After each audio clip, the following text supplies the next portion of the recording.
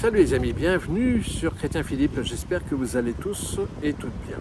Vous avez été nombreux à visionner ma précédente vidéo intitulée « Pourquoi la messe tridentine attire-t-elle de plus en plus de fidèles, surtout parmi les jeunes ?» La messe tridentine est la messe préférée des traditionalistes. Mais qu'est-ce que le traditionalisme et que sont les traditionalistes? D'abord, je vous dirai ce que n'est pas le traditionalisme. Contrairement à l'étiquette que certains veulent accoler aux traditionalistes, le traditionalisme n'est pas la nostalgie, ni un attachement obsessionnel au passé, ni même le rejet de la société contemporaine. Le traditionalisme ne se traduit pas en termes d'époque, mais d'attachement à la vérité dans la transmission de la foi catholique reçue des apôtres jusque nos jours. Le traditionalisme est une sorte de gardien du temple, réfutant toutes les doctrines progressistes ou modernistes visant à adapter ou réformer ou modifier la foi de l'Église aux mœurs du monde ou aux différents lobbies.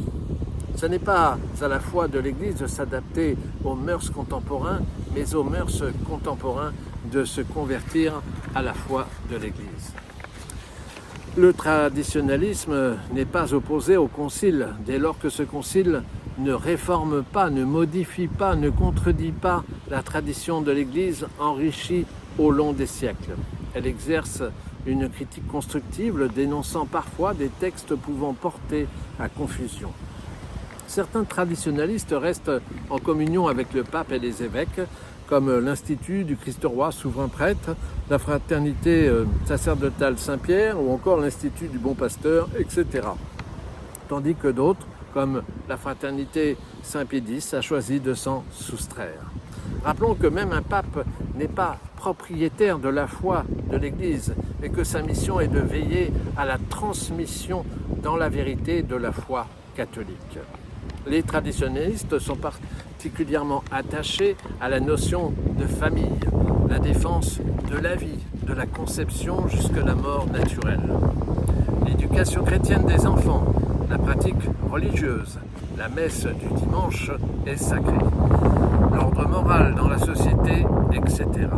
Le prêtre est facilement identifiable puisqu'il porte la soutane. En résumé, le traditionalisme n'est nullement un attrait pour le passé ou le refus du monde moderne, mais l'attachement et la défense de la foi catholique transmise dans la vérité. Voilà, j'espère que cette petite réflexion sur le traditionalisme vous a été profitable. N'hésitez pas à vous abonner, à partager cette vidéo, à me faire part de vos commentaires éventuels. Vous pouvez désormais nous rejoindre sur notre page Facebook intitulée Chrétien Philippe. Et en attendant le plaisir de vous retrouver, je vous dis à bientôt et surtout, soyez bénis.